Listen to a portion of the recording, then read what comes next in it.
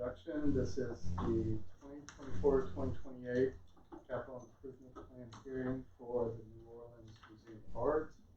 Larry Massey, Deputy Director of the City Planning Commission. This meeting, we've asked NOMA to present their submitted 5-year capital plan request for funding. If you could, we've asked the representatives to go through each request item by item, briefly describe what you were asking for, and I guess your general plans over the next 5 years in terms of capital improvements. If we could, before we get started, go around the table and everyone introduce themselves. Vince Smith, Director of Capital Projects. Rachel Berg, Planning Administrator, City Planning Commission. Steve Lewis, New Orleans Museum of Art. Miguel Gutierrez, Capital Projects, Project Manager. Jerry Harris, PM Supervisor for Capital Projects. Whenever you're ready. All right, sounds great. Good morning, everybody. So this year's request is pretty much very the same as last year's request, with the exception it's only 4 items instead of 5. We did have pole lighting being replaced in front of the museum. We've already kind of done that in-house, started that project, so we moved that one off the capital projects list. So the first one is the HVAC replacement for the museum. So we have 19 air handling units throughout the building that service the public areas and the office areas that are pretty much, end of life, failing. They're way past their life expectancy. We have already have an architect on board for this particular project for on the design side, and we're currently at 95% construction documents on those plans. This year we are looking for $3,610,254 for construction purposes in 2024. Okay, so the difference between the requested amount and the total project cost would be the design that's already been done. That's correct. And this is based on cost estimates? Yes, they're based on cost estimates from the architect. Okay, you've got it sufficiently marked up for contingency? Yes. Yeah. It's been, actually we did our escalation, and then we added our percentage, and then in the meanwhile we started receiving their opinion of probable cost, and so we were a little bit ahead, but it was within the ball field, so that was great. And there is some complexity to this request, just to kind of remind everybody. Originally there were 3 capital requests for 3 different scopes that were approved. I believe in 2021 we merged all projects together because there was a rationale behind it. And then as we went through this cycle of costs where have this incredible inflation that's been impacting, we kind of went back and forth a little bit. So this scope of work is specifically for HVAC repairs. And Vince, what I did is any bonds that were approved, I basically just rolled them into this project because it's urgent to get the HVAC replaced. So in the future, there will most likely be at least one of the scopes that originated in 2021 come back, the renovation of the galleries, right? Correct. So I think for the sake of where we are now, the focus is to get this HVAC work done. If we don't receive funds for this project, it won't go anywhere. And acknowledging that there is a portion of FEMA funds that would allow a portion of it to go back. So now we're unpackaging one more time and going to procure the electrical scope because it's within the scope of the FEMA that's available. So we keep having to go back and forth, but unfortunately that's just what is required in this climate of costs and inflation. And the FEMA money is a small portion of what it's small. It's about 640,000. It's 640, 670. And that would cover the electrical scope in totality. So I think we kind of feel comfortable. We just received the 95% plans from the engineers, and our goal now is to actually carve out that package so we can go out to bid.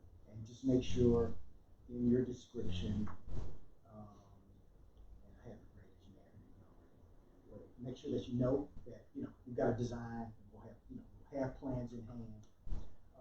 And also if Miguel, as we're going through this bond real allocation process, if we've reallocated any money that we appropriated, make sure that you note that as Okay. well.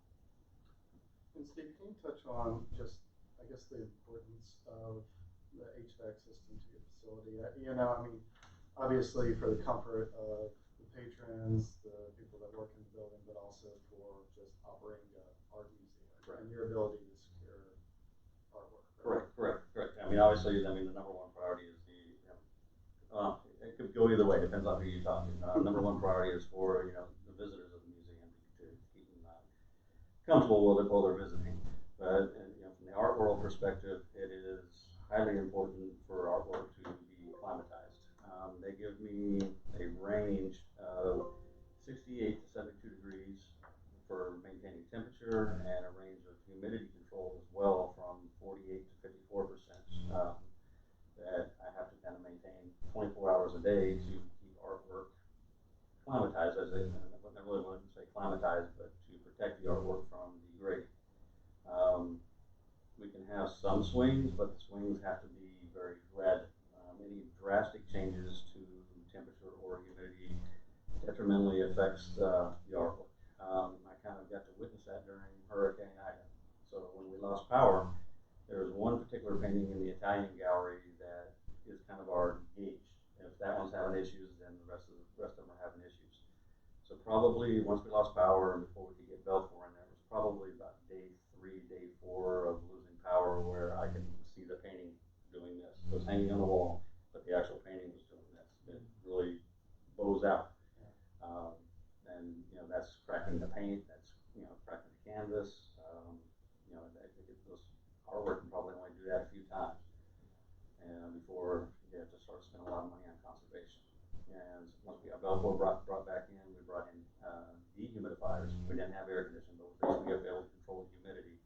And over 3 days, we kind of gradually brought it back, and I was able to watch the painting just go back flat again in the frame.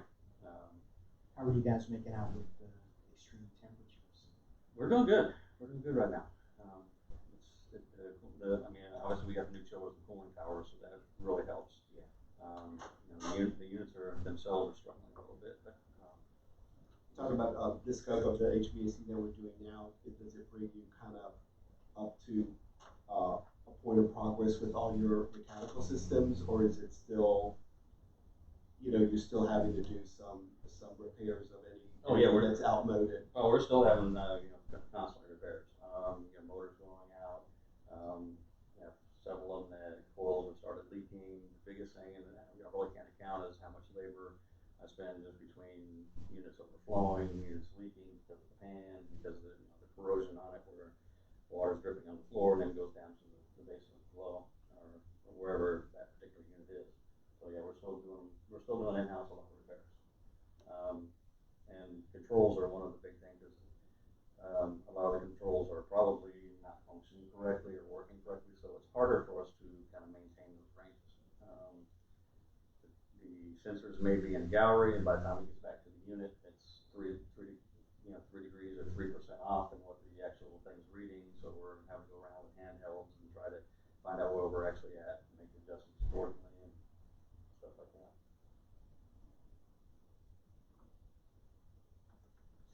Right.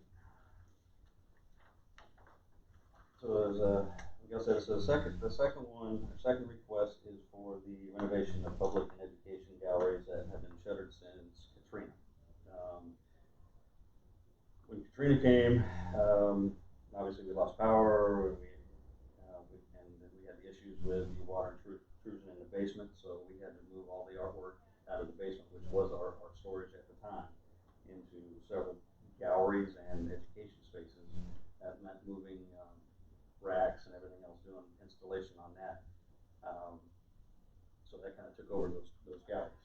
Once we got Rendon Street, which is our offsite storage warehouse, we were able to move all that artwork out and recapture the spaces. But obviously that was prior to Katrina, and also has installed for the particular racks. So those galleries need to be brought back up to a gallery standard, back up to a art studio standard. Also included in this project is a renovation of the 3 public restrooms to bring them in full compliance of ADA. Repairs throughout the public areas, the elevator lobbies, Great Hall, kind of getting those cracks and kind of getting everything painted and brought back to current standards. What we're looking at on this one for it's a total project of $7,146,984. Requesting in 2024, $500,000 for design, and then spreading the remainder in half between 2025 and 2026, $3,323,492 on that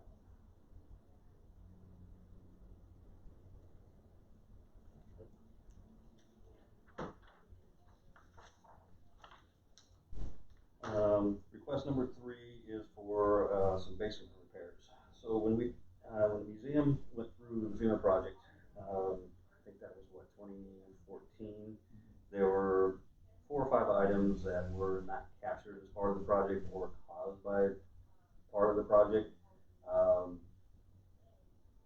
So we're trying to recapture that and bring those back up to where they should be. First one is, let's see. So polishing the concrete floors. So we replaced the topping slab down there, and it was missed. I don't know where it was missed at, but it was missed that the floor should have been polished. In the documents, it only had certain areas to be polished, and those areas were polished, but the remainder of the flooring was not done, and at that point, FEMA would not add it back in because it wasn't called out. Second part was there's a restroom that's down on that floor. That's the only kind of restroom that services that area. It wasn't found until after construction that the sewer lines underneath the ground had failed and compromised. So the restroom's been shut down pretty much since that project was in place. So we have a nice new restroom, but can't use it. Third part of it, again, something was missed. We replaced the sump pumps in our lift station for the museum, and it was not called out to install new guardrails. So the guardrails are designed to be able to raise and lower the pumps up and down when you need to do service on them. So right now they can be pulled up, but it's pretty much a challenge trying to get them back down into place without these guardrails. So we're looking to get the guardrails put in. And then also there was we built a conservation lab as part of the project. So we're looking to outfit it with the fan and hood that was not part of the project, and the hood's used for exhausting chemicals when we're doing that conservation. So right now we have kind of like a little portable one that we use in there. It helps, but it's not perfect. And then we built out of the photo studio within the art storage area. When you say conservation lab, this would be a space where people would actively restore art? Yes. Yeah, they would bring either paintings or ceramics or whatever particular piece of art would, they'll bring it into this room, inspect it, any repairs that need to be done to it, they will do the repairs to it. Do you have conservationists on staff? Yes. Yeah, we have one full-time that handles most of the artwork, and we also have, we just recently acquired a photo conservationist. So yeah, we're trying to expand the conservation side of it because it really needs to be done.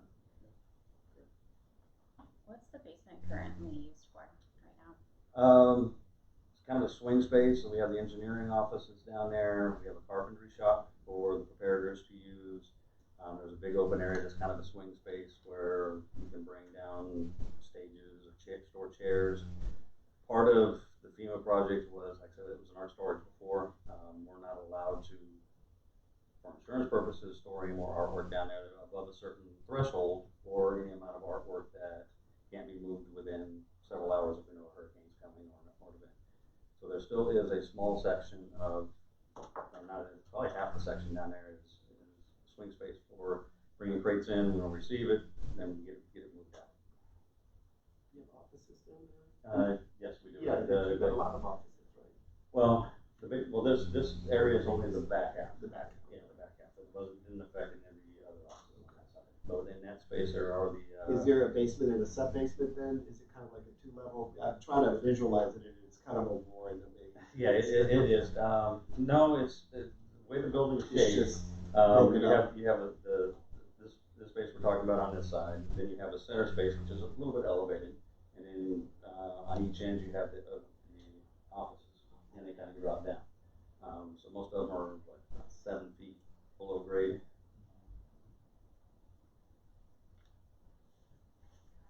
So on that one, we're looking for a total project amount of $634,920. Looking for $211,640 for design in 2024, and then $423,280 for construction in 2025.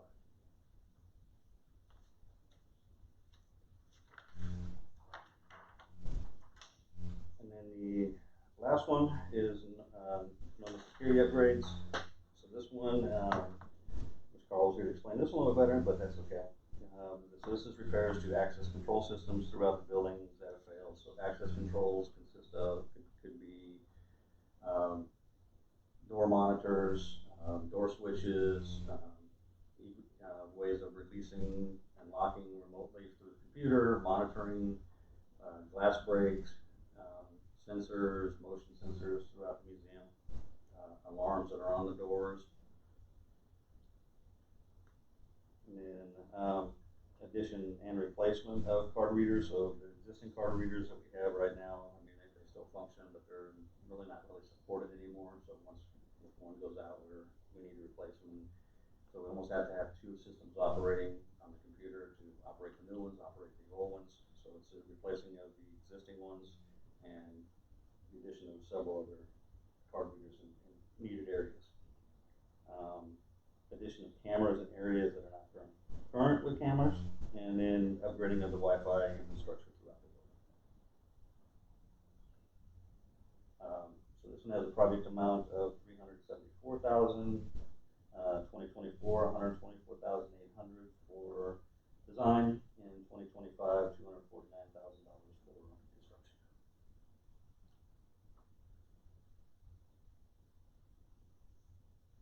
Just is your security system set up, is it routed through the city or is it standalone? Standalone. Okay.